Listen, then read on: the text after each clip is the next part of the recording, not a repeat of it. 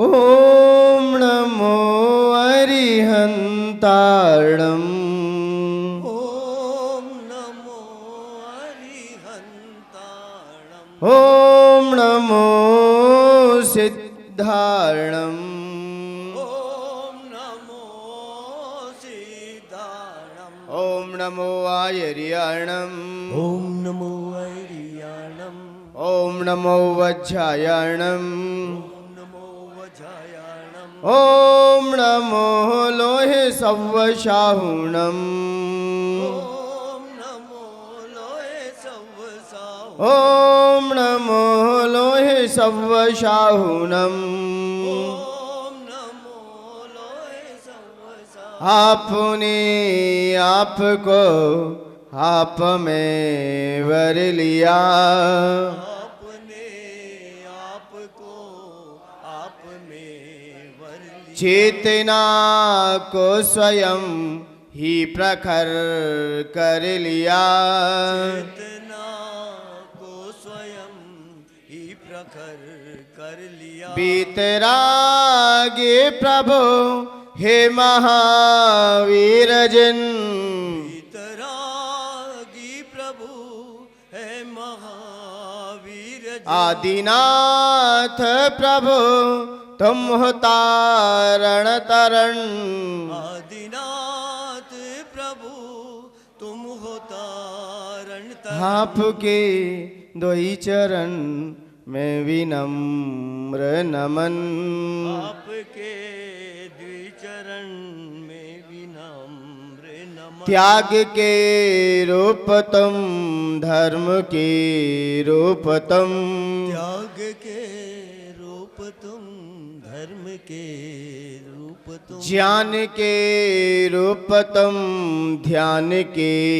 रूप तुम ध्यान के रूप तुम ध्यान के रूप हे विराग गुरु दो विरागी नयन हे विराग गुरु दो विरागी नयन हे विनम्र गुरु दो मुझे अवसरण हे विनम्र गुरु दो मुझे अवसर है नमन दे शरण दो समाधि मरण नमन दो शरण हो समाधि मरण आपके द्वि चरण में विनम्र नमन आपके द्विचरण में विनम्र नमन जबले अनंतानंद सिद्ध परमेश्वर भगवान की जय प्रथम तीर्थंकर श्री ऋषभनाथ भगवान की जय चिंतामणि पाशनाथ भगवान की जय धर्म तीर्थ शासन नायक अंतिम तीर्थंकर भगवान महावीर स्वामी के जय परम पूज्य आचार्य भगवंत गुरु श्री मानतुंग महामुनि राज की जय आचार्य भगवंत गुरु श्री विराग सागर जी गुरुदेव की जय उच्चारणाचार्य 108 श्री विनम्र सागर जी गुरुदेव की जय अहिंसामयी जैन धर्म की जय जय जय जय भक्तामर प्रणत मौलि मणि प्रभाणा मुद्योतकं दलित पाप तमो वितानम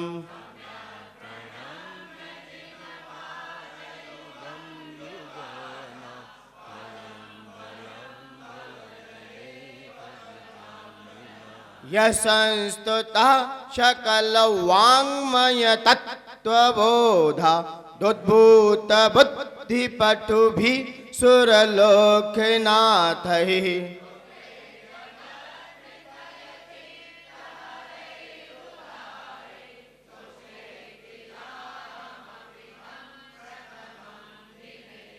मत्वेति नाथ तव संस्तवनं मयेद मारभ्यते तनुधियापि तव प्रभावात्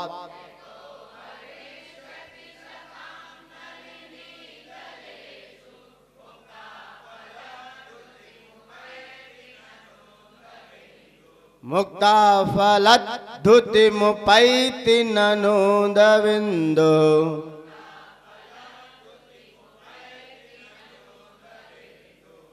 कल अक्षर भगवंत मानुतंग महामुनिराज ने भगवान की स्तुति करते हुए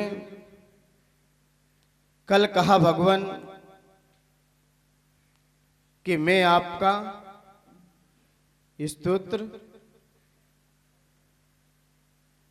जो कहा उसमें सब आपका ही प्रभाव है। दूसरे छंद में आचार्य मानतुंग ने कहा कि मैं आपकी स्तुति करूंगा, और कल के छंद में कह दिया, कल के छंद में क्या कहा, जो स्तुति जो मेरे द्वारा कहा जा रहा है उसमें आपका ही प्रभाव है। जो भी है वो सब आपका ही है, मेरा कुछ नहीं है, मेरे पास कुछ नहीं है। मैं आपका स्तवन नहीं कर सकता, लेकिन जो कर रहा हूं उसमें जितने भी लोग आकर्षित होंगे उसमें आपका ही प्रभाव है। कल आचार्य भगवंत ने अपनी कर्तृत्व बुद्धि को समाप्त किया, क्योंकि 1 से लेकर 8 तक छंद आचार्य मानतुंग लघुता दिखाते हुए कर रहे हैं। अब 9वें से भक्ति का प्रारंभ होगा, क्योंकि 8 तक तो आचार्य भगवंत ने अपने आप को लघुता दिखाई, पहले कर्तृत्व बुद्धि को समाप्त कर दिया। जब तक कर्तृत्व बुद्धि बैठेगी तब तक भक्ति आगे नहीं बढ़ेगी। ये कर्ता बुद्धि ही है जिसके कारण व्यक्ति अपने स्वरूप को भूल जाता है, क्योंकि आचार्य भगवंत की जो भाषा है वो श्रद्धा और आस्था से परिपूर्ण थी, क्योंकि भगवान से जिज्ञासा कर रहे थे। क्योंकि जो जिज्ञासु होता है वो बड़ा श्रद्धावान होता है, आस्थावान होता है।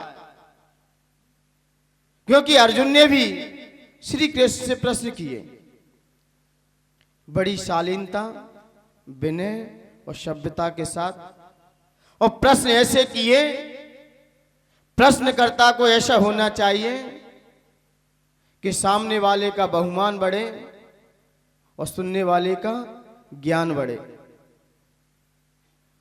प्रश्न ऐसे नहीं किए जाएं कि किसी ने कुछ गलत कहा उसको नीचा दिखाने के भाव में हम प्रश्न ना करें। और लोग आजकल प्रश्न ऐसे ज्यादा करते हैं, ये नहीं करते कि हमारा ज्ञान बढ़े और सामने वाले का बहुमान बढ़े। ऐसे प्रश्न, वही जिज्ञासु है वास्तव में, वही श्रद्धावान है, वही विवेकवान है और वही आस्थावान है।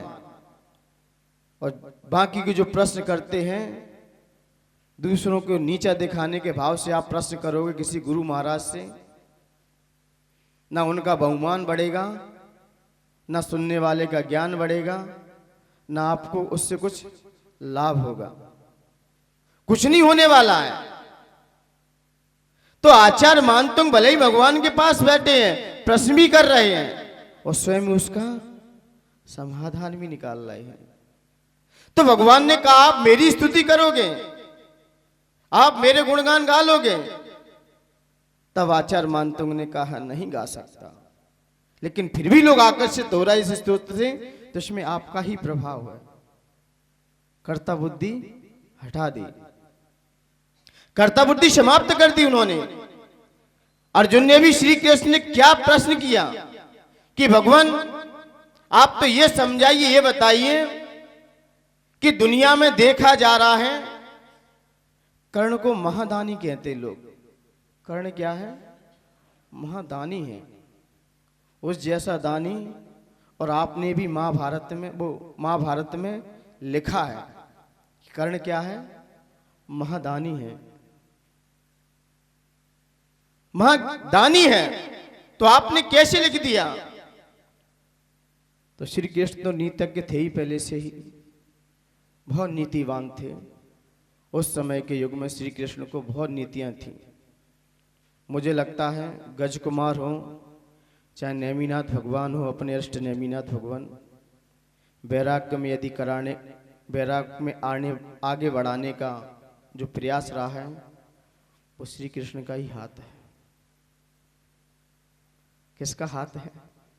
श्री कृष्ण का। ये सब जाहिर है, सबको पता है कि जो महाभारत हुआ श्री कृष्ण का हाथ था पूरा पूरा पूरा पूरा। बहुत ज्ञानवान भी थे, बुद्धिमान भी थे और नीतियों के मर्मज्ञ थे, वो जानते थे। तो अर्जुन से कहा कि आपका प्रश्न ठीक है, बस आपने मुझसे प्रश्न किया है, बहुत अच्छी बात है कि आपने कर्ण को महादानी क्यों लिखा है। तो श्री कृष्ण ने कहा कि अर्जुन, ये पर्वत है, सोने का है। जो भी जनता आए, हर प्राणी आए, कोई भी जीव आए, जो भी सोना मांगे आप देते रहना, आप भी दान दीजिए। तो अर्जुन को सुबह से लेकर शाम हो गई, लोग जो आए, जहां जहां खबर पड़ी वहां सब लेने ही आ रहे थे, वहां सब लेने ही आ रहे थे। ये तो ठीक है कि रामचंद्र जी जब सोने की लंका में गए तो बानरों को अपने साथ ले गए, बहुत अच्छा किया। नहीं, यहां के लोगों को ले जाते तो पक्ष रावण का रख देते, क्योंकि उन्हें सोना दिखाई देता। ये तो ठीक है, वो बानर को ले गए साथ में अपने, और जनता को ले जाते तो क्या करते जे? रावण का ही समर्थन कर देते, रावण के पक्ष में जाके पहुंच जाते। इसलिए वो बानर को ले गए। वो भी समझदार भी थे उस समय के, इनका कोई भरोसा नहीं है, साथ में रहे और उसी में ही, उसमें ही खाएंगे और उसमें ही। इसलिए रामचंद्र जी भी बहुत बुद्धिमान थे, वो ही बानर को ही ले गए थे युद्ध के लिए। तो ऐसे ही जब अर्जुन से कहा गया तो अर्जुन ने दिन रात सबको जो आया उसको देते ही जा रहे थे, अपने अपने हाथ से उठा के देते ही जा रहे। जो जितना मांग रहा है उतना दे रहे थे, किसी से मना नहीं कर रहे थे वो। लेकिन समय कम होने पर अर्जुन ने कहा, अब मैं कल बांटूंगा सोना, आज नहीं बांटूंगा, समय समाप्त हो गया है। अब मेरे पास क्या नहीं है? समय नहीं है, अब कल लाना आप।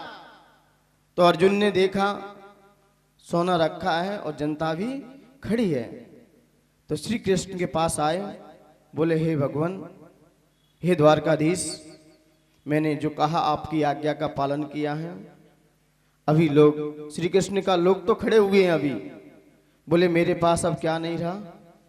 समय नहीं रहा, इसलिए मैंने रोक के रख दिया है। उसी बात को कर्ण से भी कहा गया कि कर्ण, आपको भी ये पर्वत देते हैं, आप भी दान दीजिए। तो कर्ण ने कहा,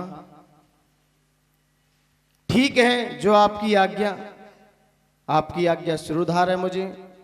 लेकिन उन्होंने पूरे गांव में इतना ऐलान करा दिया, जिसको जितना चाहिए वो ले जाए, मैं उससे ना अपना हाथ लगाऊंगा ना किसी से कुछ कहूंगा। जिसको जब आवश्यकता पड़े उठा के ले जाओ, मैं अपने हाथ से नहीं बांटूंगा। क्यों? जब देने वाला ऊपर वाला है तो मैं अपना बीच में हाथ क्यों बढ़ाऊं? जब देने वाला ऊपर वाला खुशी से दे रहा है तो हमें भी तो खुशी से देना चाहिए। जब सामने वाले ने हमें खुशी से दिया है और फिर हम उसमें अपनी कर्तव्य बुद्धि क्यों लगाएं कि मैं दे रहा हूं, मैं कर रहा हूं, आप होते क्यों न करने वाले? अर्जुन ने सिर्फ यही लगाया था। तब श्री कृष्ण ने कहा, इसलिए कर्ण को महादानी कहा गया है, क्योंकि उसमें कर्तव्य बुद्धि नहीं है। मैं ऐसा कर रहा हूं, मैंने किया है, मैं नहीं होता तो ये कुछ नहीं होता। मान्यवर, कर्तव्य बुद्धि जब तक हमारे पास रहेगी, जब तक हमारे पास कर्तव्य बुद्धि रहेगी, तब तक हमारे जीवन में विकास नहीं हो सकता। और आजकल देखा जाए ना, आज रिश्ते कमजोर क्यों हो रहे हैं? आज हमारे परिवारों में कमजोरी क्यों आ रही है? आज रिश्तों में कमजोरी क्यों पड़ रही है? क्योंकि पहले के बुजुर्ग बहुत ज्ञानवान भी थे, विवेकवान भी थे। संबंध होते थे तो माता पिता के हाथ में होता था। वो जानता था जीव ये संबंध कराया है मैंने नहीं किया है, मेरे पिता का हाथ है, मेरी माता का हाथ है, मेरे दादाजी का हाथ है, मेरा कुछ नहीं है। और ये पुत्र हुआ है मेरा नहीं है, ये प्रगति ने दिया है। क्योंकि पुत्र को मैं पैदा नहीं कर सकता, ये तो प्रगति की देन है, मैंने कुछ नहीं किया है। मैं तो चाहता हूं कि मेरा पुत्र बड़ा राजकुमार हो, फिर आता कौन है? तो किसकी व्यवस्था है? ये प्रगति की व्यवस्था है। हम उसके साथ खिलवाड़ नहीं कर सकते। शादी हमारे बुजुर्गों ने कराई, श्रेष्ठी लोगों ने कराई, और पुत्र प्रगति ने दिया है। और फिर भी हम अपने आप को क्या कहते हैं? ये मेरा है, ये पत्नी। तो अक्षर भगवंत कह रहे हैं जब ऐसा आपके अंदर भाव आएगा तो रिश्ते क्या होंगे? निभ नहीं पाएंगे। आप तो बड़ों पे छोड़ दो, जैसा हुआ है बड़ों ने अच्छा ही किया है। आप जब तक उसमें कर्तृत्व बुद्धि लगाओगे संकलिष्ठता तो बनेगी, परिणाम आपके उथल पुथल होंगे ही। क्योंकि आपको दिमाग कहां लगाना है, क्योंकि कहां हम पापों से बंध जाते हैं। क्योंकि कल विषय था कि भगवान, अब आगे जो विषय आएगा भक्ति का, पापों के क्षय के लिए आएगा। कि मुख्यतः आपको ध्यान देना है तो अपनी संगति पे दीजिए, क्योंकि ये आप स्वयं बनाते हो। इसमें लगता है कर्तापन आपका सही, क्योंकि हमने जो दोस्त बनाए हैं, संगति की है, वो आपको घुमा देगी। क्योंकि दोस्ती न माता पिता बनाते हैं न प्रगति बनाती है। दोस्त हम स्वयं चुनते हैं, स्वयं चुनते हैं हमें किसके साथ रहना है और किसके साथ नहीं रहना है। भाई सोने की तरह है और दोस्त हीरे की तरह है। भाई कैसा है?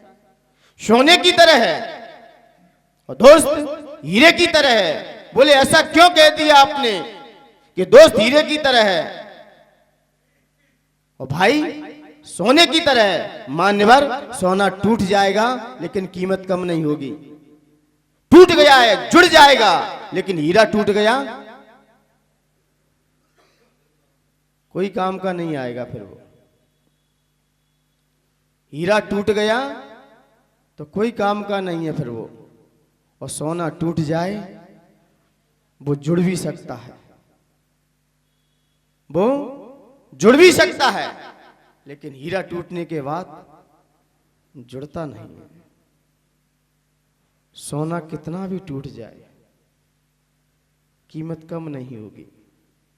कहते ना, करो सोने के 100 टुकड़े तो कीमत कम नहीं होती। करो सोने के 100 टुकड़े तो कीमत कम नहीं होती। बुजुर्गों की दुआ लेने से इज्जत कम नहीं होती। बुजुर्गों की दुआ लेने से इज्जत कम नहीं होती। जरूरतमंद को दहलीज से खाली न लौटाओ। जरूरतमंद को दहलीज से खाली न लौटाओ, कि उसके नाम से देने से दौलत कम नहीं होती। कि उसके नाम से देने से दौलत कम नहीं होती।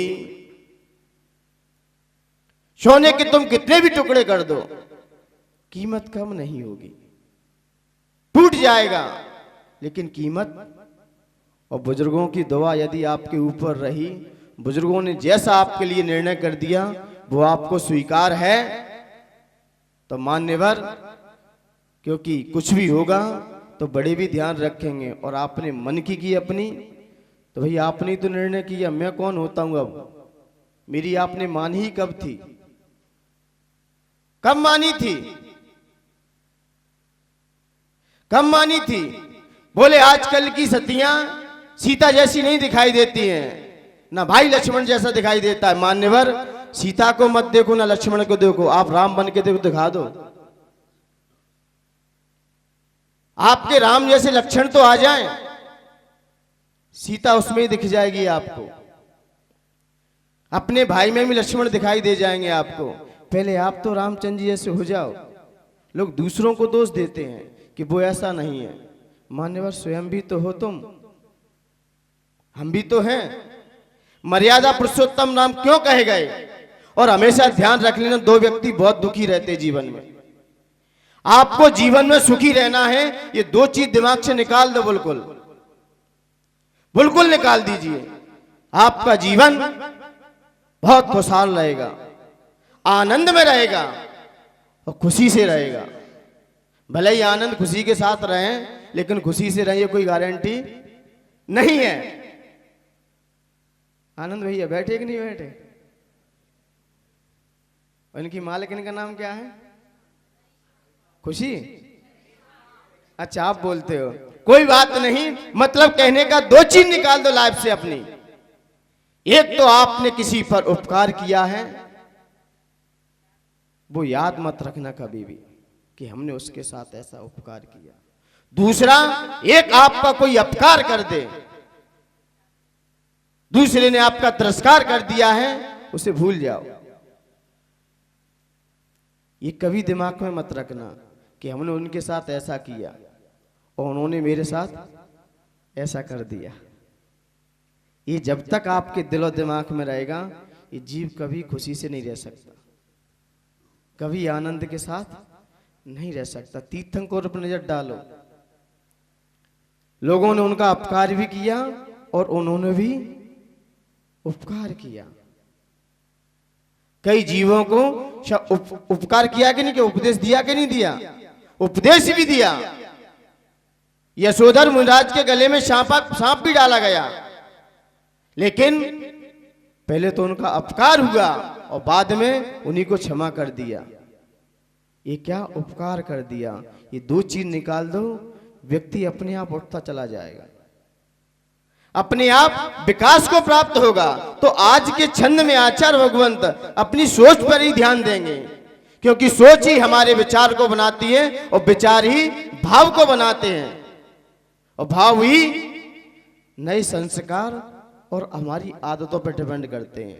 जैसे भाव होंगे या आदत बनेगी या संस्कार बनेगा, और संस्कार ही हमारे जीवन का निर्माण करता है। अच्छे संस्कार होंगे, आपका जीवन अच्छे से होगा। तो आज के आचार्य ने इसी संदर्भ में आचार्य भगवान ने कहा कि कर्तृत्व बुद्धि हटाओ। जब तक आपके पास कर्तृत्व बुद्धि रहेगी, तब तक आप मेरी भक्ति नहीं कर सकते, ना मेरे गुणों को प्राप्त कर सकते। तो आचार्य मानतुंग ने कह दिया, मैंने वो भी आज हटा दी। इसलिए दोस्त हो, दोस्त हम स्वयं बनाते हैं, दोस्ती हम स्वयं करते हैं। अब किसने किससे दोस्ती की है, वैसा ही उसके पास फल है। लोग कहते भी हैं कि आपको अपनी लड़की के लिए वर ढूंढना है, ना उसके खानदान को देखिए ना उसे देखिए, क्योंकि लड़का प्रगति ने बना के भेजा है, लड़का प्रगति ने बना के भेजा है। उसका खानदान उसके माता पिता से चल रहा है।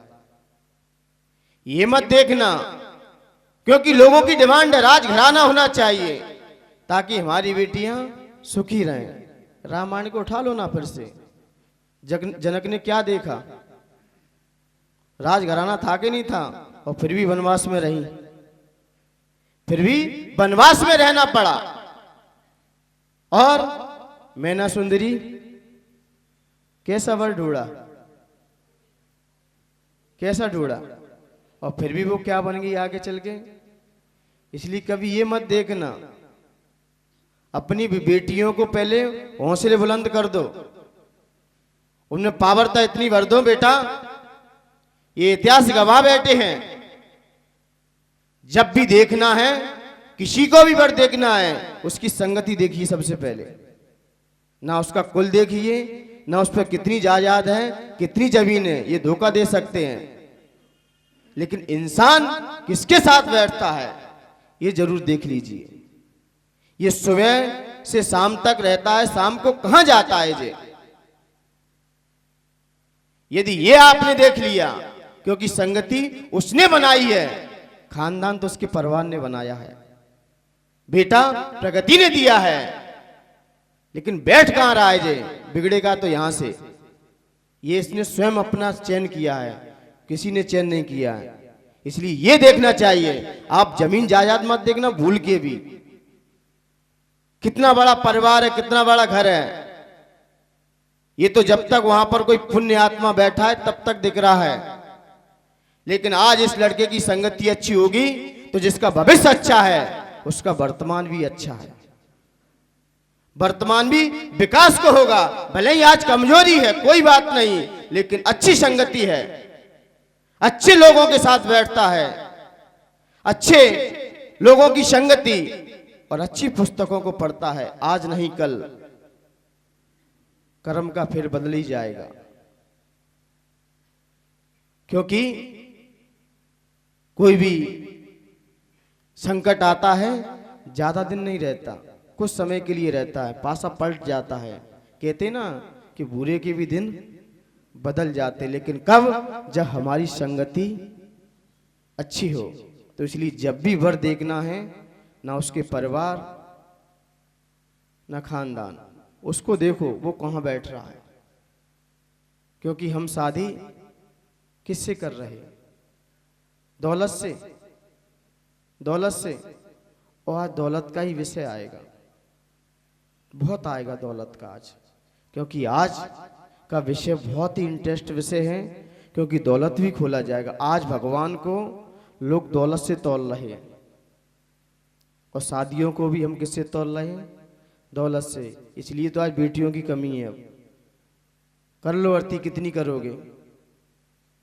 अरे कोई बच्चा, कोई जानवर का बच्चा अपने जन्मा हुआ किसी को दे नहीं सकता, और कोई आपके जन्म ही बच्ची आपके हाथ दे रहा है, इससे बड़ी दौलत क्या होगी?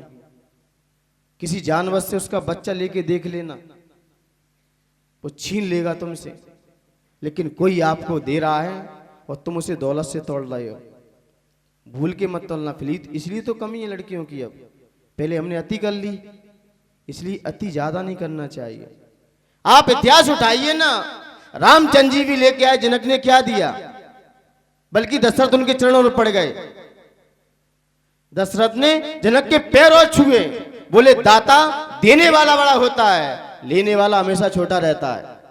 क्यों? जब दिगंबर संत भी हाथ लेता है तो देने वाले का हाथ ऊपर होता है, और लेने वाले का हाथ, वैसे कभी दिगंबर संत का हाथ नीचे नहीं होता किसी के, लेकिन ऐसा एक वक्त आ जाता है जिस समय उसके हाथ नीचे करने पड़ते हैं।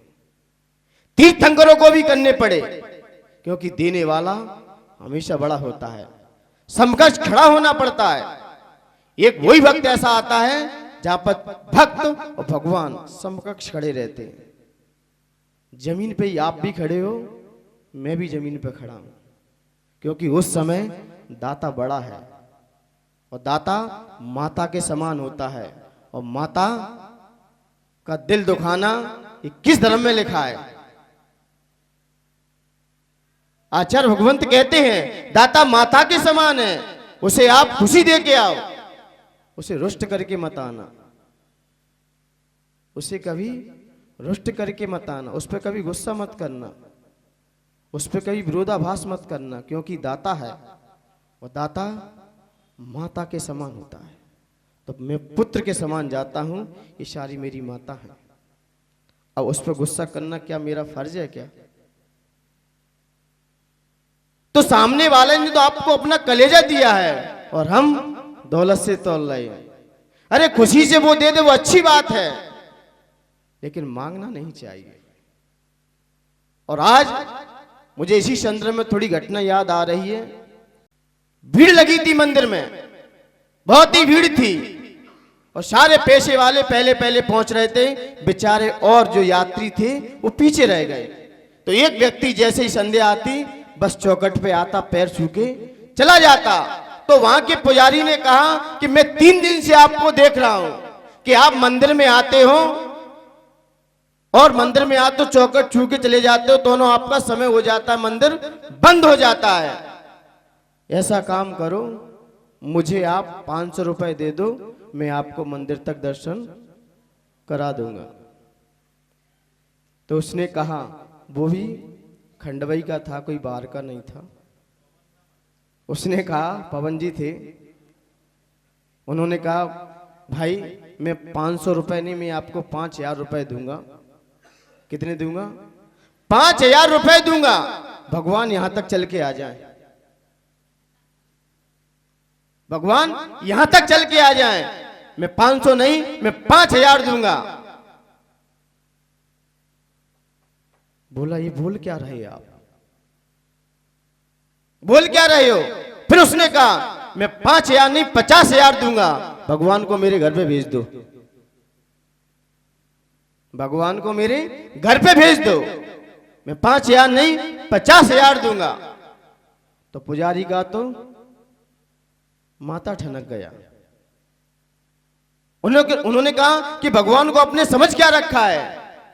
तब भक्त ने कहा, आपने क्या समझ रखा है भगवान को? क्या समझ रखा है?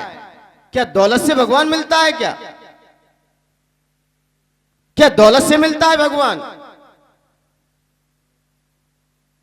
दौलत से भगवान मिलता होता तो मुझे लगता है ये सारे पैसे वालों के यहाँ भगवान होता, सारे पैसे वालों के पास भगवान होता आज। और जितना जुर्म देखा जा रहा है, देखते ना, कहते ना, जुर्म देखा तो शहंशाहों की हस्ती में देखा, और खुदा देखा तो गरीबों की बस्ती में देखा। जितने भी पाप होते हैं ये बड़े बड़े पैसे वालों के पास होते हैं। ये 900 रुपए की बोतलें कौन खोलेगा? गरीब खोलता है कि पैसे वाले खोलते रात में? ये कौन खोलता है? जितने भी अपराध होते हैं यहां भगवान रहेगा। अपराध सबसे बड़ा कौन करता है? पैसे वाले। भगवान जब भी आएगा, क्योंकि भगवान भले ही आपने मंदिर में बैठा दिया है, उसे पूछो भगवान कैसे बना है। 14 वर्ष तक वनवास में रहे, रामचंद्र जी कहाँ रहे? वन में रहे। कौन से महल में रहे वो? पासनाथ भगवान कहाँ रहे? नदी के किनारे और कंदरा गुफाओं में और पहाड़ पर, वहां उन्होंने भगवत्ता को स्वीकार किया है। ये मंदिरों, ये महलों में भगवान नहीं मिलेगा। बोले आप पैसे से क्यों तोल रहे भगवान को? भक्त ने उस पुजारी को समझा दिया, कभी भी भगवान को पैसे से मत तोलना, क्योंकि भगवान और रिश्ते पैसे से नहीं, ये तो आत्मीयता से मिलते हैं। आत्मीयता होना चाहिए, अंदर की भावनाएं होना चाहिए। और आज देखा भी जा रहा है, जो ज्यादा पैसे वाला होता उसे आगे कर लो। पहले से ही डिमांड हो जाती है कि इतना पेमेंट भेजेंगे तो उनके लिए गेट खुला मिलेगा,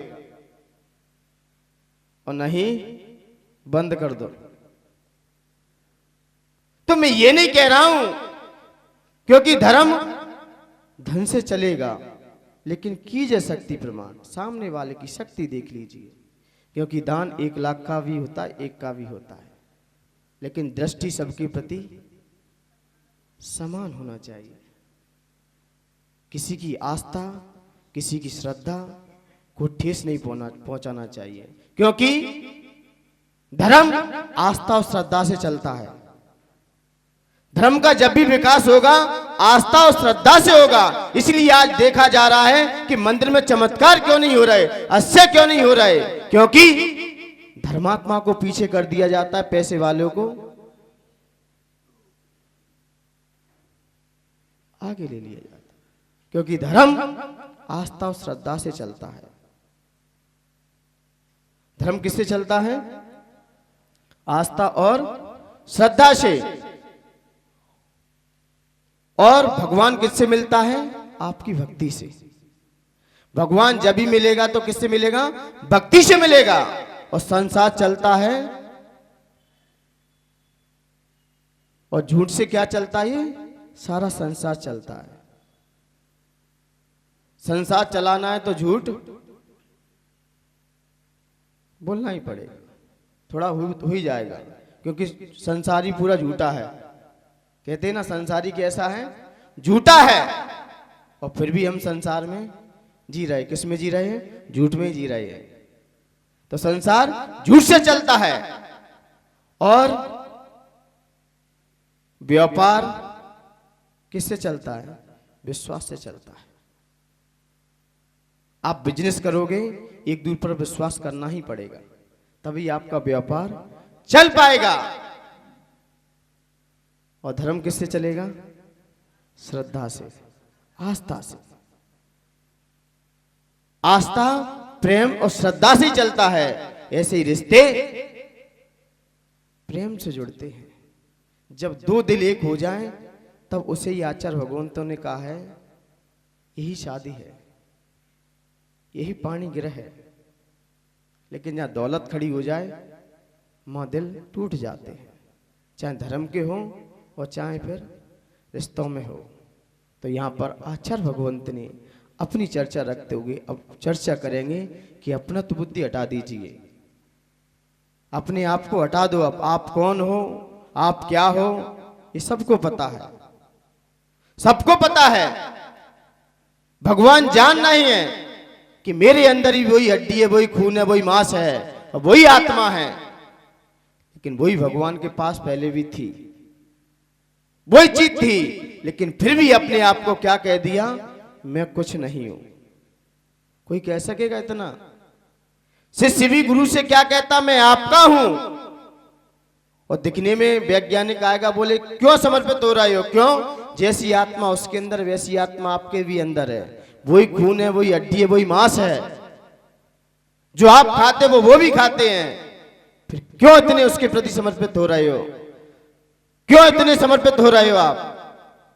क्या दिखा आपको उसके अंदर? ये वैज्ञानिक कहेगा, साइंटिस्ट कहेगा। लेकिन भक्त कहेगा, भक्त को कुछ और दिखाई दे रहा है। भक्त को ये बाहर से दिखाई नहीं दे रहा है कि खून हड्डी मांस एक समान है। भक्त को क्या दिखाई दे रहा है? छंद पढ़ लो, आ जाएगा समझ में, निकाल लीजिए।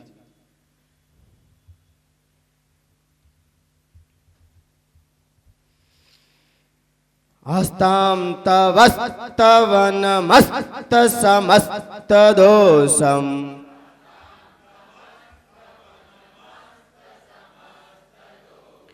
आस्तां तवस्तवनमस्त समस्त दोषम्।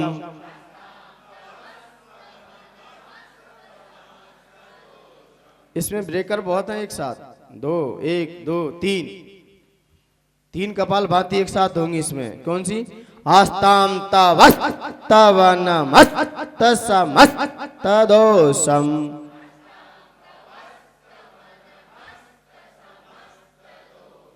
तत्संखतापि जगतां दुरितानि हन्ति।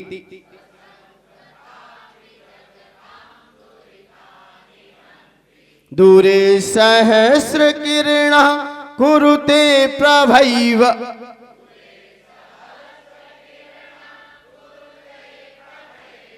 दूरे सहस्र किरणः कुरुते प्रभैव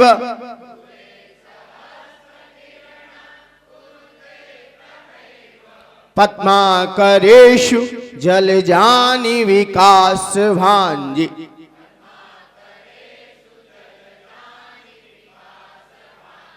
पद्माकरेषु जलजानि विकास भांजि।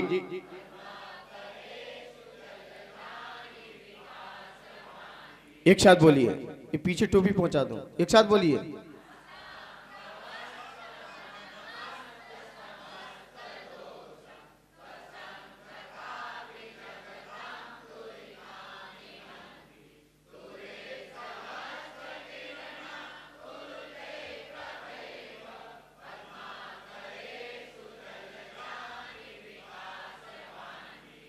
Any problem? जिनवाणी में सहस्त्र आता है, क्या आता है? सहस्त्र। आप देखना पुरानी जिनवाणी में, लेकिन सहस्त्र अर्थ ही निकलने लगा, उसका कोई अर्थ ही नहीं है उसका। लेकिन सहस्त्र का तो अर्थ है, क्या है? सहस्त्र। और सहस्त्र गलत है, रॉन्ग है, क्योंकि शास्त्र का तो अर्थ ही नहीं निकाल पाएंगे। और शास्त्र माने होता है अनेकों, शास्त्र में होता है अनेकों किरणें, हजारों किरणें। सूर्य के अंदर कितनी किरणें होती हैं? कितनी होती हैं? अभी आ जाएगा। पढ़ना आ गया, आस्ताम तवस्त, हाँ ऐसे पढ़ना, मैं गलती पढ़ना भूल गया अब तो इसके चक्कर में। आस्ताम तवस्त तवनमस्त तत्समस्त तदोसम।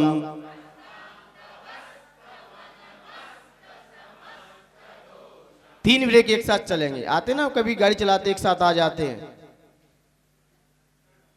ड्राइवर लोग होंगे वो जानते हैं। जैसे स्पीड ब्रेक आते ना, दो तीन एक साथ दे दिए जाते हैं, ऐसे यहां दे दिए। सारी व्यवस्था प्राकृत की देखी जाए धर्म से जुड़ी है। ब्रेक क्यों लगाए गए? गाड़ी स्पीड से न चले, नहीं तो ऐसे ही आप भी समझदार से चलोगे तो आपको आपकी मंजिल आपको मिल जाएगी, और नहीं तो संसार में घूमते रहो। फिर तो सही तरीके से हम पढ़ेंगे तो मंजिल पे हम पहुंच जाएंगे। लिखा तो सही है, पढ़ने का तरीका। आइए इसका फल देखते हैं, फिर इसके हम छंद की विशेषता को आराम से निकालेंगे। क्या है? अविप्सित फलदायक। क्या है? अविप्सित फलदायक। जैसा हम चाहें वैसा फल मिल जाए। अविप्सित का क्या मतलब है? जैसा हम चाहें वैसा मिल जाए। आपकी जैसी इच्छा हुई वैसा आपको मिल गया, यही इसका फल है। लेकिन आप जो चाहोगे मिलेगा, क्योंकि आचार्य मान तुम क्या चाह रहे हैं, क्योंकि चाहते सबकी अलग अलग हो सकती है। कहते ना, भूख एक है, पेट भरने के तरीके सबके अलग अलग हैं। मौत एक है, मरने के तरीके, जिंदगी एक है, जीने के तरीके सबके अलग अलग है। जैसी सोच, भले ही जिंदगी एक है लेकिन सबकी अलग अलग है। जिंदगी एक है और फिर भी सबकी अलग अलग है। मौत एक है लेकिन सब, ऐसी बात एक है, कहने के तरीके अलग अलग है। उस तरीके के ही पैसे हैं। माल वही दुकानदार बेचता है, लेकिन कुछ किस तरीके से बेचता है, कोई किस तरीके से बेचता है। मेडिकल वही दवाई आप बेचते हो, वही वो बेचता है, लेकिन तरीके के उसका क्यों चलता है दुकानदारी इतनी क्यों चल रही है? क्योंकि उसका तरीका कुछ अलग है। कुछ तरीके के ही तो पैसे आज। तो यहां पर भी आचार्य भगवंत ने कहा, जो आपका भाव होगा वैसा फल मिलेगा। यदि इच्छाएं आपके अंदर, इच्छा पूर्ति के लिए यदि आपने भक्ति की, तो इच्छा अनुसार आपको फल की प्राप्ति होना इसका ही फल है। लेकिन इच्छाएं हैं तो वहां विषय भोग कसाय तो बैठे हैं। इच्छा भावना में अंतर क्या है? इच्छाएं किसे कहते हैं, भावनाएं किसे कहते हैं?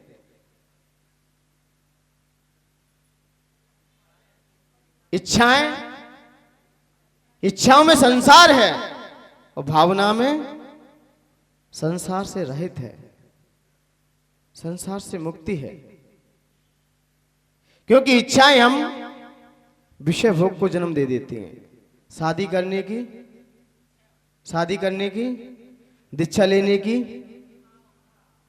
भावना। अभी भाव नहीं है। भाव भावना में भी जमीन आसमान का फर्क है।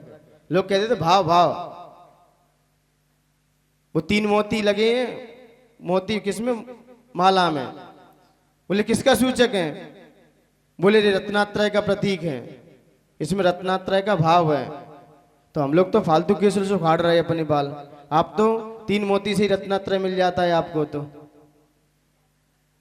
एक माला फेरी और 3 मोती से लगा दी, बोले रत्नात्रय मिल गया हैं। और 3 परिक्रमा लगा दी भगवान की तो रत्नात्रय मिल गया। रत्नात्रय आप लोगों का बहुत सरल है। अरे वो भावना है, अभी आपकी वहां भाव नहीं है। इसलिए मैंने पहले ही कह दिया भगवान की भक्ति आचार्य मानतुंग ने भाव से नहीं की, योग से कर रहे हैं। मन वचन काय तीनों लगाए हैं और भावनाएं उनकी हैं, अभी गुण नहीं लिए। भाव तो उसे कहते हैं तत्प्रणति भावा, जिस समय जीव की जो प्रणति होती है उस समय भाव रूप में है। क्योंकि अब अभी हमारी भगवान के गुणों के प्रति क्या है, भावना है। लेकिन जिस दिन हमारे अंदर वो गुण समा जाएंगे उसी समय हम भाव में चले जाएंगे।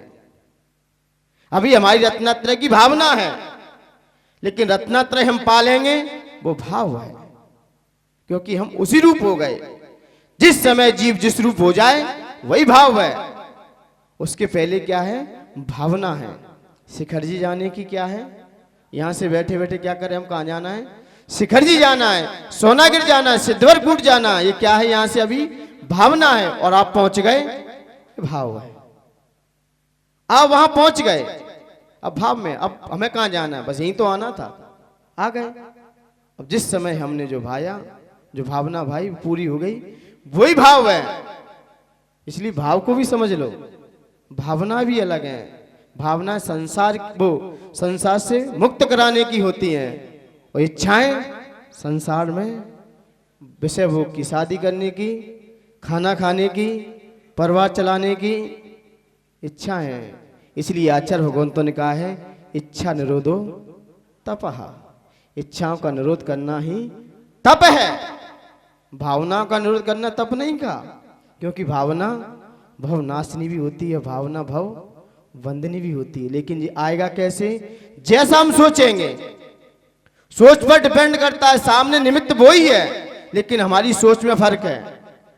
एक पिता रोज शराब पी के आता था, उसके दो बच्चे थे, उसके दो बच्चे थे। दो बच्चे होने के कारण उसने कहा कि एक बच्चा तो पीना सीख गया, क्योंकि जैसे पिता, जैसे पुत्र, जैसे पिता वैसी औलाद। और एक व्यक्ति ने अपोजिट चला, उसने उससे छुआ भी नहीं, कभी हाथ नहीं लगाया। पूछा गया दोनों से, उसने कहा कि आप दोनों एक ही मां से आए, एक ही पिता के पुत्र हो, लेकिन एक तो इतना कहां पहुंच रहा और एक उसी में गिर रहा है। बोले, छोटे बेटे से पूछा कि आपने क्यों सीख लिया पीना? बोले, मैंने नहीं सीखा, मैंने तो अपने पिता से सीखा है। मैंने किससे सीखा है? पिता से सीखा है। यदि पिता सिगरेट पीता है, पुत्र भी यदि सिगरेट पीने लगे ना, तो पिता की हिम्मत नहीं कि छोड़ दो आप। क्या कह सकोगे? क्या नहीं कह सके। वो कहेगा, पिताजी पहले आप तो छोड़ दो, क्योंकि आज के पुत्र तो पिता से 11 चल रहे हैं, तुम तो 9, 8, 9 पे ही चलोगे, वो तो 11, 12 भग रहे हैं। इसलिए पिता दर्पणवत होना चाहिए, क्योंकि पुत्र अनुकरण प्रिय होते हैं। पुत्र क्या होते हैं? अनुकरण प्रिय होते हैं। जैसा आप करोगे उसका वो अनुकरण कर लेंगे। छोटे बच्चे अनुकरण प्रिय होते हैं। इसलिए माता पिता, शिक्षक, गुरुओं को बड़ा संभल के रहना पड़ता। उनके सामने ऐसा कार्य ना करें जिससे गलत असर पड़ जाए। तो दोस्त ने कहा कि आपने अपने पिता से सीखा है, तो आपका बड़ा भाई भी तो है। बोले, मैंने भी अपने पिता से सीखा है। बोले, क्या? कि जो पिता कर रहा है वो लाभ में कभी नहीं करूंगा। क्यों? इससे आने वाली हमारी घर की पद्धति, घर के संस्कार, हमारा खानदान टूट जाएगा। मैंने पिता ही से सीखा है। क्यों? इनका देख रहा हूं मैं क्या चल रहा है। उसने कहा कि पिताजी इतनी मत पिया करो। तो पिता ने कहा, क्या होगा जमीन जायदाद का, सब यहीं रखा रह जाएगा, और ज्यादा पी लोगे तो फिर तुम छोड़ भी क्या जाओगे? यहां ज्यादा पियोगे तो छोड़ भी क्या जाओगे? तुम क्या छोड़ जाओगे? तो इसलिए दोनों ने वहीं से सीखा। लेकिन हम निमित्त एक है, लेकिन दृष्टि अलग अलग है। मारीच के सामने भी आदिनाथ भगवान थे, और उनके पुत्र के सामने भी आदिनाथ भगवान थे। 100 पुत्र ने दीक्षा ली, निर्वाण को प्राप्त कर लिया, और मारीच ने कहाँ गलती है? हमारी सोच पर। जैसी हमारी सोच होती है हम सामने वाले का उसी प्रकार से आकलन करते हैं। हम अपनी सोच से ही दूसरों का आकलन करते हैं। हम जैसे हैं सामने वालों को वैसा ही देखते हैं। अरे अपनी सोच से दूसरों का आकलन मत करो, क्योंकि दूसरे आप जैसे नहीं हैं। दूसरे आप जैसे नहीं हैं, इसलिए सोच बदलिए। सोच बदलोगे देश बदलेगा। मोदी अकेला कुछ नहीं करेगा। अकेला मोदी कुछ नहीं करेगा। ये हमारी सोच पे है। हमारा सोच बदल गया, परिवार बदलेगा, देश बदलेगा, समाज बदलेगी, सब कुछ बदल जाएगा। हमारी सोच ही ऐसी है। मुझे इसी संदर्भ में घटना याद आ रही, मैं अभी पढ़ रहा था। बोले कॉलेज वाली मसालेदार होती है। देखिए सोच पे, सोचने वाला कहाँ सोचेगा। कॉलेज वाली कैसी होती है? मसालेदार। ऑफिस वाली कड़कदार। और पड़ोसिन बहुत मीठी होती है। और घरवाली फीकी होती है। घरवाली फीकी होती है। बोले होटल की मस्त होती है और 5 स्टार वाली महंगी होती है। भाई मैं चाय की बात कर रहा हूं। मैं किसकी बात कर रहा हूं? चाय की बात कर रहा हूं। आखिर बात तो चाय की है। आखिर चाय तो चाय होती है। आप क्या सोच रहे थे? आप क्या सोच रहे थे? यही तो कहा, सोच बदलो, देश बदल जाएगा। और हमने सोच नहीं बदली तो ना जाने हम कहां अर्थ लगा देते हैं। कहां लगाते अर्थ? तो आचार्य भगवंत ने कहा अभिष्युत फलदायक, जैसा हमने सोचा है वो फल आपको मिल जाएगा, वो मिलेगा। अब सोच जीव के ऊपर डिपेंड है। सोच में कोई कंप्रोमाइज नहीं है। क्योंकि कहा आईना पानी दिखा सकता है लेकिन पिला नहीं सकता। भगवान ने अपने सत्य का स्वरूप दिखा दिया है। अब सोच तो हमें बदलनी पड़ेगी। हम क्या सोचते हैं, क्या भाव लेके जाते हैं, ये हर जीव के ऊपर डिपेंड है। यहां स्वतंत्र है। यहां पर कोई पाबंदी नहीं है आपके सोच में। आप दिन भर क्या सोचते हो इससे भगवान को कोई मतलब नहीं है। क्योंकि वो आपकी सोच नहीं बदल सकते। सोच तो आपको स्वयं ही बदलनी पड़ेगी। विचार आपको स्वयं ही बदलने पड़ेंगे। इसलिए मान्यवर अभिषिक्त फलदायक। इसलिए यहां पर आचार्य भगवंतों ने कहा जैसा हम सोचेंगे वो फल की प्राप्ति हमें हो जाएगी। इसलिए मान्यवर आचार्य भगवंत ने जो सोचा है इस छंद में वो दर्शा भी देंगे। इसकी जाप है ओम ह्रीम रम नमो सम्मिन्य सोदाराणम। ओम ह्रीम रम नमो सम्मिन्य सोदाराणम। ऐसे मुनिराज जो असंख्यात योजन तक, कितने असंख्यात योजन पर कोई बैठा है तो उसकी क्या जान लेते हैं? वो बात जान लेते हैं। वो क्या सोच रहा है, क्या मन में रखे हैं, उसकी बातों को वहीं से सुन लेते हैं। सॉरी, उसकी बातों को असंख्यात योजन पे जीव बैठा है, वो वहां से क्या बोल रहा है वो यहीं से सुन लेंगे। इनके पास ऐसा क्या है? मतिक ज्ञान वर्ण का क्षयोपम है। क्योंकि कर्ण निधि का विषय अभी मतिक ज्ञान का क्षयोपम इतना है कि असंख्यात योजन पर बैठा है कोई, वहां से ही बात को सुनकर और उसके प्रश्न का भी समाधान कर देंगे। 36 अरब एक साथ कोई प्रश्न करे, 36 अरब मनुष्य एक साथ प्रश्न कर दें और अलग अलग प्रश्न है और उत्तर एक साथ देंगे, वो भी अलग अलग देंगे सबको। जिसका जैसा प्रश्न है उसको वैसा ही उत्तर मिलेगा। इतनी क्या है इनके अंदर क्षमता है, इतनी उनके अंदर क्षमता है। गांधी जी के गुरु का नाम क्या था? रायचंद। उनके अंदर भी इतनी क्षमता थी कि 100 लोग एक साथ प्रश्न करते थे और सुनते थे, सबका उत्तर भी देते थे। हैं? हाँ, उनको शताब्दी कुछ ऐसा ही कहा गया था। हैं? शताब्धानी क्यों कहा गया? क्योंकि वो 100 लोगों के एक साथ प्रश्न सुनते थे, उसका समाधान करते थे। और ये मुनिराज 36 अरब लोगों को सुन ले तो क्या आश्चर्य है। जब सामान्य व्यक्ति के अंदर क्षमता आ सकती है, सारी बातों को सुनते थे और वहीं से ही उनका समाधान करते थे। और ये मुनिराज कहां पर विराजमान है? कहां पर? विदेश क्षेत्र में विराजमान है।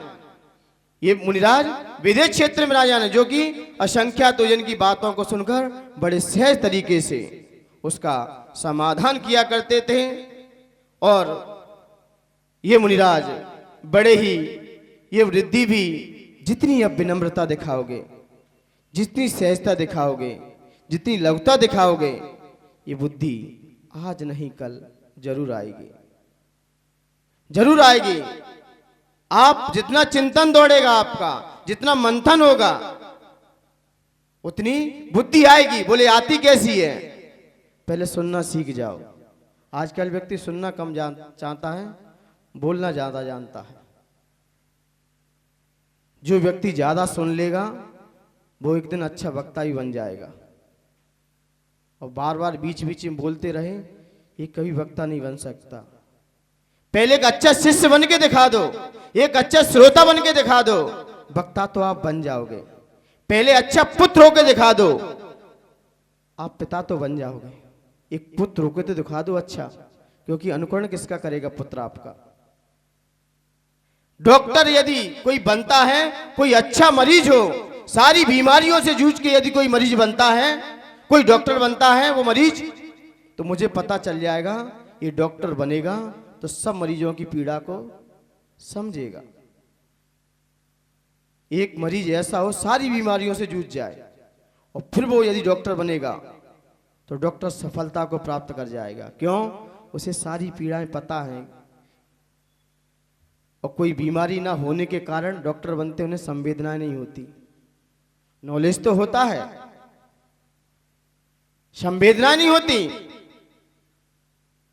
उस मां से पूछो, एक जगह में चल रहा था, रास्ते से आ रहा था, उस पर लिखा डॉक्टर कुमारी, डॉक्टर अर्चना, आगे डॉट डॉट उसकी जाति लिखी थी। 10 साल का एसपीएस होल्डर, 10 वर्ष का एक्सपीरियंस। मैंने सोचा गुरुदेव,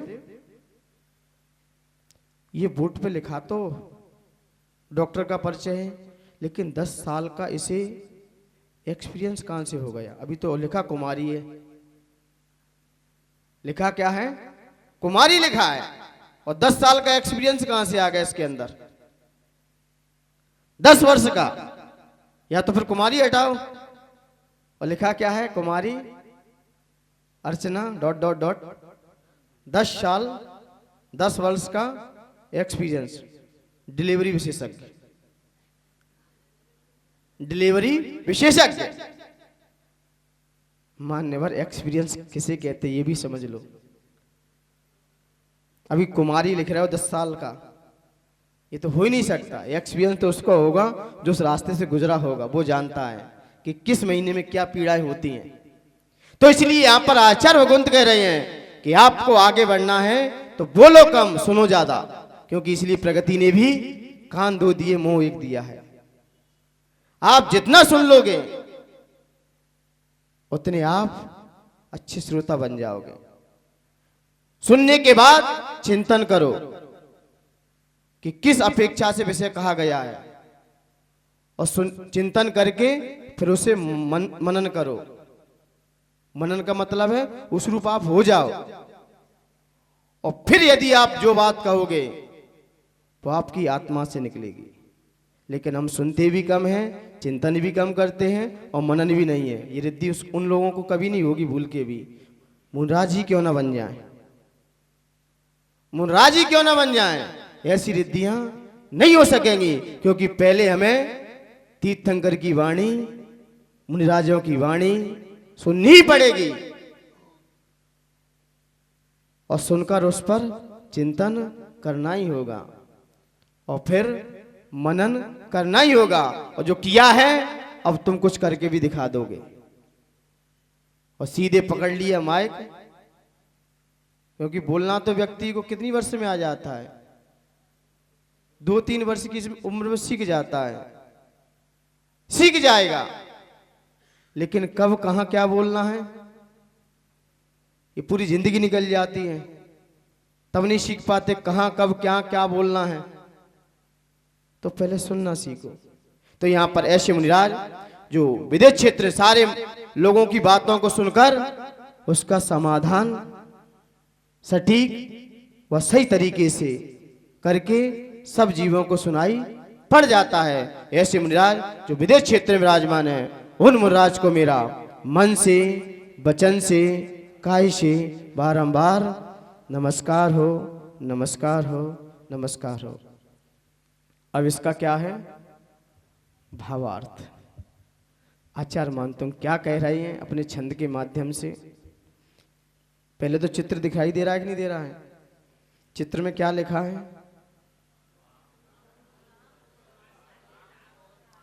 सातवें छंद में ही क्रोध ये भी था, हिंसा, झूठ, चोरी, ये पाप थे।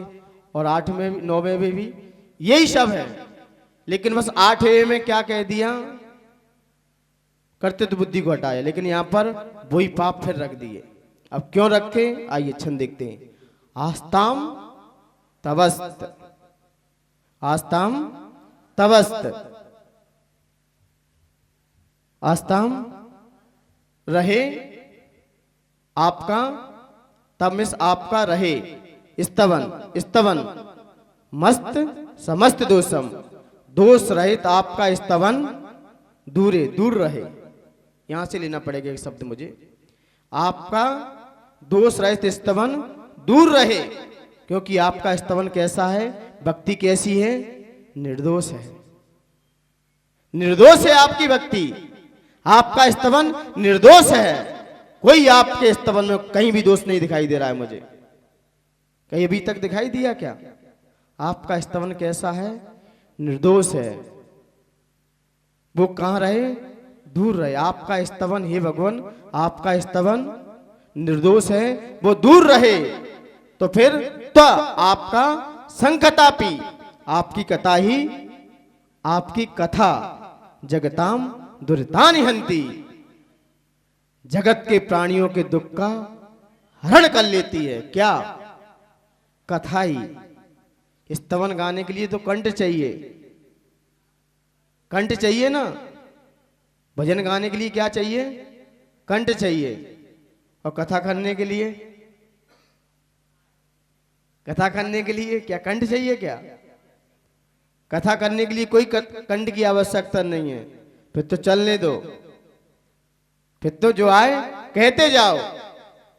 लेकिन इसलिए पंडित जी 10 दिन कथा करते हैं। आपने 10 लक्षण में पंडित जी को बुलाया, 10 दिन उन्होंने क्या की? कथा की। कितने पेमेंट दोगे आप? कितना दोगे लगभग 10 दिन के? विजय सेठ जी कितने दोगे 10 दिन के? माना कि 50,000, 51,000, ठीक है ना? 10 दिन के आप दोगे। और अभी किशोर जी का आज कवि सम्मेलन होने वाला है। और कवि कितने कितने लेके जाएंगे? कितने घंटे के? कितने घंटे के? एक कवि आएगा, मात्र रात में भी 10 से चालू होगा, वो भी 1 घंटे ही बोलेगा एक कवि। ज्यादा ज्यादा 1 घंटे सुनोगे तुम उसे, दूसरा कवि चेंज करना पड़ेगा। उस कवि को आप कितने दोगे? कीमत किसकी है? किसकी कीमत है? कविता की कीमत है, काव्य की कीमत है, कथा की कोई। लेकिन फिर भी आचार्य भगवंत कह रहे, भगवान आपकी स्तुति तो दूर, कौन की स्तुति के लिए कंठ चाहिए, तालु, सब चीज चाहिए। हमें तर्जी पता होना चाहिए, हमें श्लोक का ज्ञान भी होना चाहिए, किस स्तवन में कितने शब्द रखना है इसका भी ज्ञान होना चाहिए। लेकिन ये तो बहुत दूर है। लेकिन कथा के लिए तो कुछ नहीं चाहिए। लेकिन फिर भी आपकी कथा ही सारे पापों को दूर कर देती है। आपकी स्तुति तो दूर, आपकी कथा ही सारे पापों को दुरितानि हंति, दूर कर देती है। करती है कि नहीं करती? दूरे सहस्र दूर रहे वो कौन? सहस्र किरणों वाला कौन? सूर्य। उसकी प्रभा दूरे सहस्र किरणा, दूर रहे सहस्र। सूर्य में कितनी किरणें हैं? कितनी किरणें हैं? कितनी है? कितनी है? सहस्र, हजारों, 1200 किरणें हैं टोटल। सूर्य और चंद्रमा में किरणें कितनी होती हैं? 12,000 किरणें होती हैं। कितनी? 12,000 किरणों को लेके आता है। सूर्य की विशेषता है, लोग गद्दारी कर दें, लोग धोखा दे दें तो बुरा मत मानना चाहिए, क्योंकि सूर्य भी धोखा देता है। मैं बताऊंगा कैसे देता है वो। सूर्य भी धोखा देता है, बहुत देता है। मैं आपकी सोच पर डिपेंड करके बताऊंगा। सूर्य की तो बात दूर है, सूर्य तो दूर है, लेकिन उसकी किरणें ही, उसकी प्रभाव ही पद्मा करेसु, कहाँ? सरोवर में करेसु, सरोवर में जल जानी, कमलों को विकास भांजी, विकसित कर देते हैं। सूर्य की प्रभा तो, सूर्य तो दूर, उसकी प्रभा से ही तालाब में सारे कमल खिल जाते। खिले कि नहीं खिले? दिख रहा है कि नहीं दिख रहे हैं? सारे कमल खिल चुके हैं। और खिलाता कौन है कमल को? सूर्य खिलाता है। सूर्य तो दूर है, कितना है यहां से? यदि सूर्य का माप देखा जाए यहां से कितना है? 800 योजन पर है। कितना है सूर्य यहां से? 800 योजन दूर है। यानी कि 800 में 6 का इंटू कर दो, 8 छंग 48 लाख किलोमीटर दूरी है यहां से, क्योंकि एक योजन 6000 में आ जाएगा। तो 8 छंग 48 लाख किलोमीटर दूर है यहां से सूर्य। कितना दूर है? 48 लाख किलोमीटर दूर है यहां से। वो तो बहुत दूर है, लेकिन उसकी किरणें ही, उसकी आवाही सारे कमलों को। क्या ये बात सत्य है कि भगवान की भक्ति से, कथा से ही पाप हट जाएं? पाप हट जाएं। ऐसा क्या है कथा में जो भगवान के, जो भक्ति कथा से ही पाप का क्षय हो रहा है? मान्यवर, पापों का क्षय भी उन्हीं जीवों का होगा जिन्हें पापों के प्रति ग्लानि है, पश्चाताप है, प्रायश्चित लेने के भाव हैं, उनके ही पाप क्षय होंगे। नहीं, कथाएं तो बहुत करते हैं,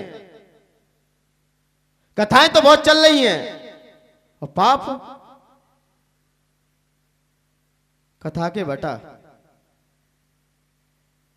बटा नहीं खाना चाहिए, बटा नहीं खाना चाहिए। और शाम को मैडम ने बटा नहीं बनाए, पत्नी ने बटा नहीं बनाए, तो पत्नी से बोले, पंडित जी आपने बटा क्यों नहीं बनाए? बोले आपने ही तो कहा कि बटा नहीं खाना चाहिए। तो पंडित जी ने कहा मैंने दूसरों के लिए कहा है।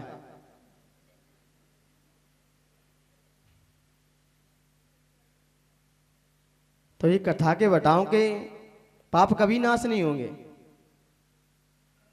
हम कितनी भी भक्ति करें और पाप रंच मात्र भी कम ना करें, कभी पाप से मुक्ति नहीं मिल सकती आपको।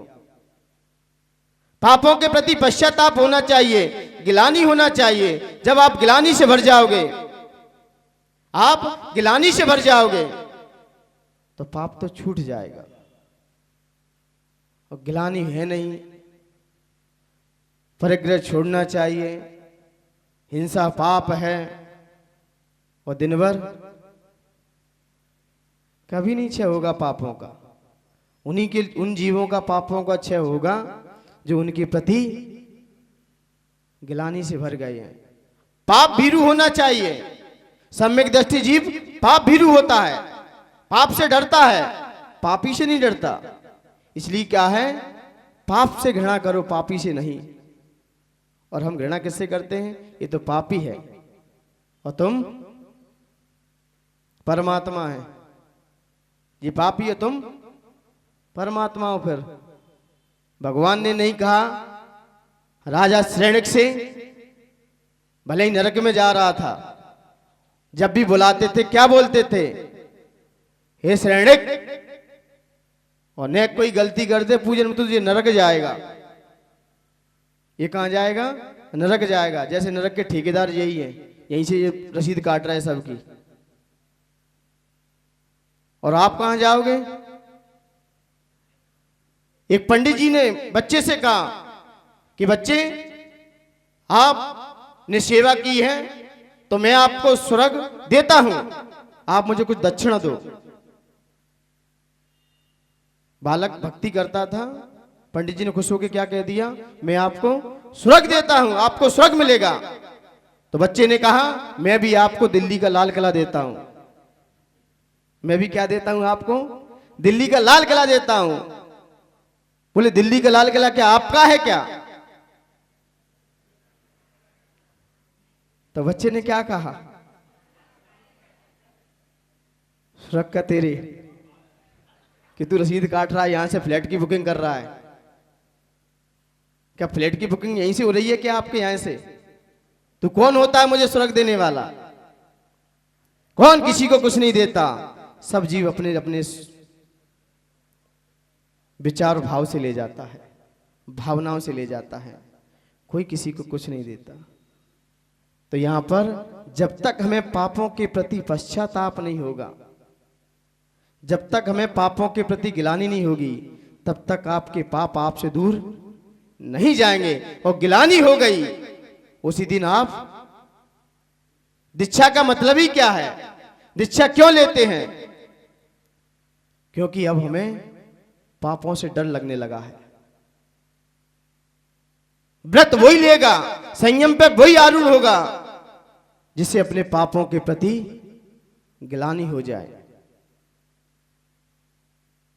जो पाप किए हैं उनके प्रति पश्चाताप हो जाए, वही जीव आगे बढ़ पाएगा। नहीं कितने भी उपदेश देते रहो कुछ नहीं होगा जब तक उसे अंदर से गिलानी नहीं है। तो यहां पर आचार्य भगवंत कह रहे हैं कि ऐसा जीव यदि आपकी कथा भी करता है तो उसके पाप भी छूट जाते हैं। छूटते कि नहीं छूटते? कोई डीएम का लड़का हो, किसका? डीएम का लड़का हो और रास्ते से जा रहा हो और पुलिस वाले ने उसे पकड़ लिया है, पुलिस वाले ने उसे पकड़ लिया है कि भाई अपने कागज दिखाओ, जो दिखाओ वो दिखाओ, और वो कहीं भूल जाए, अब उसे कौन छुड़ाएगा? वो फोन लगाएगा, पिताश्री ये बात हो गई है, बात कर लेगा पुलिस वाला। भाई पिता कौन है?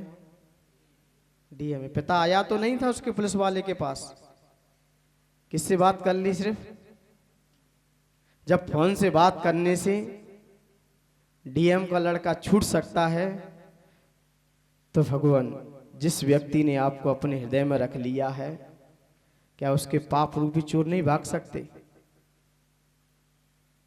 जो पाप रूपी चोर क्या उस भक्त के यहां प्रवेश करेंगे क्या? उसके हृदय में जाएंगे क्या? जिसने परमात्मा से जिसका कांटेक्ट है, सीधा सीधा भगवान से उसका तालमेल लगा है, वहां पाप रहेगा क्या? वहां चोर आएंगे क्या? जब कलेक्टर के सामने पुलिस वाले ने कहा भाई आप जा सकते, मैं आपके पिता से बात कर लूंगा अब, क्योंकि आपकी पेट कहां है? पिता तो दूर रहे लेकिन फिर भी छूट गया। ऐसे ही जिसने अपने हृदय में परमात्मा का स्थान ले लिया है, वहां से क्या वो कर्मों से नहीं छूट सकता? क्या क्या नहीं छूट सकता? क्या सिद्ध है कि नहीं? बात बराबर है। तो इसलिए आचार्य भगवंत कह रहे हैं कि शूर तो दूर, उसकी एक किरण से ही, उसकी आभा से ही सारे कमल खिल जाते हैं। भगवान आपका निर्दोष स्तवन तो दूर, आपकी सच्ची कथा ही सारे पापों को हर लेती है, समाप्त कर देती है। लेकिन कल का विषय रहेगा कि लौंड का महीना क्यों बढ़ता है? आता कि नहीं 2.5 साल में एक महीना बढ़ जाता है, इसका क्या लॉजिक है?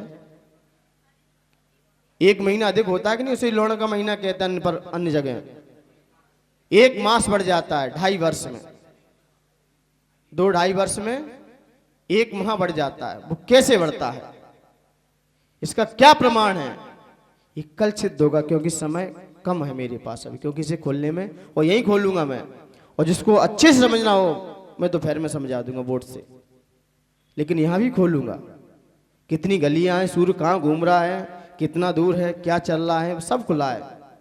सब ज्योतिर्मय सब यहीं पर है, लेकिन सूर्य का विषय सूर्य से ही खुलेगा, क्योंकि दिन रात का अभेद सिर्फ 2.5 दीप में ही है, और लौन का महीना सिर्फ 2.5 दीप में ही बढ़ेगा, अन्य जगह नहीं बढ़ेगा। लेकिन ये विषय कल का है, लेकिन यहाँ पर सूर्य की चर्चा की गई है, इसलिए यहाँ पर हम ऐसे विचार रख के भगवान कि आपका निर्दोष स्तवन तो दूर, आपकी सच्ची कथाई सारे पापों को दूर कर देती है। वैसे ही सहस्र किरणों वाला सूर्य तो दूर, उसकी प्रवाही सारे कमलों को खिला देती है। लोग कहते हैं, लोग आज धोखा देते हैं, अरे सूर्य भी तो धोखा दे जाता है। बोले क्यों? सुबह किरण के साथ आता है और रश्मियों के साथ रहता है, रश्मि के साथ रहता है और आता किरण के साथ है, और रहता किसके साथ है? और संध्या के साथ चला जाता है। और वर्षा भड़क जाए, वर्षा भड़क जाए तो मेघा में छुप जाता है।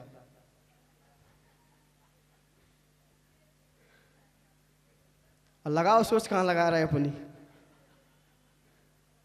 तो आज कोई किसी को धोखा दे तो बुरा मत मानना, सूर्य भी तो है, वो तो आओ। भले ही तुम कहते ना महिलाएं पति को कहां देखती हैं? चंद्रमा में देखती हैं। कहां देखती हैं? चंद्रमा में देखती हैं। और जब पुत्र हो जाता है तो क्या कहती, बेटा ये कौन है?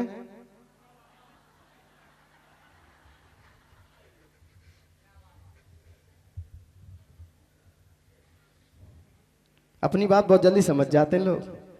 आइए, फिट करने के लिए तैयार होते हैं सभी लोग। योग मुद्रा में आ जाइए।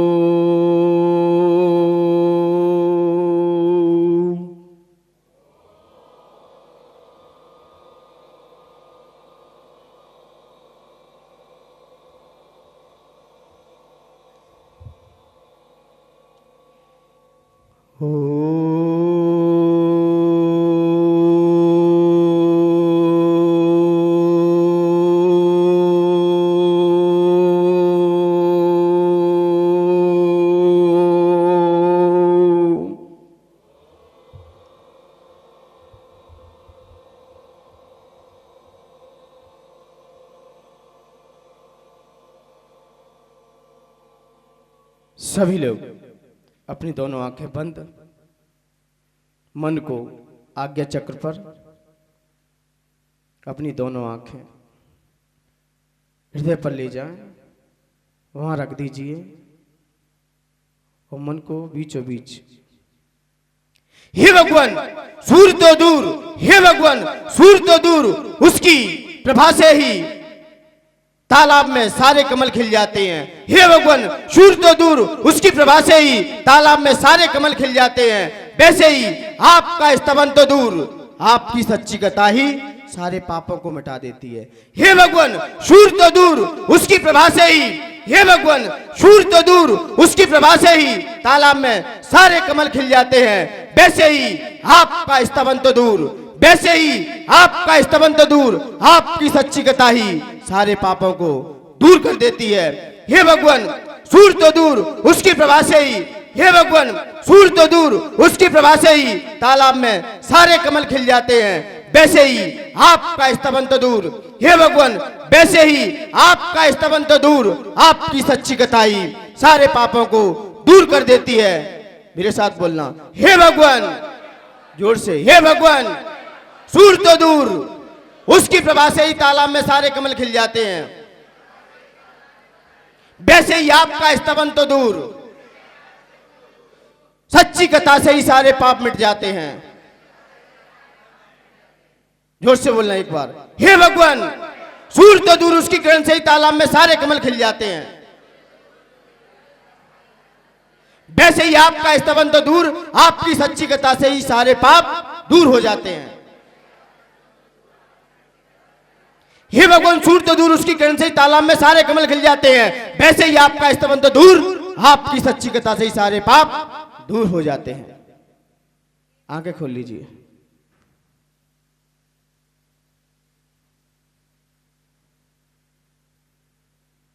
आंखों पे लगाइए कि भगवान मैं अभी पापों से दूर हो सकूं। कौन बताएंगे? आ गया? वैसे फिर तो हो गया ना, सामने दिख रहा है, ये सारे पाप दूर हो रहे हैं, तालाब में सारे कमल खिल रहे हैं। आ रहा है चित्र से? आ जाएगा ना?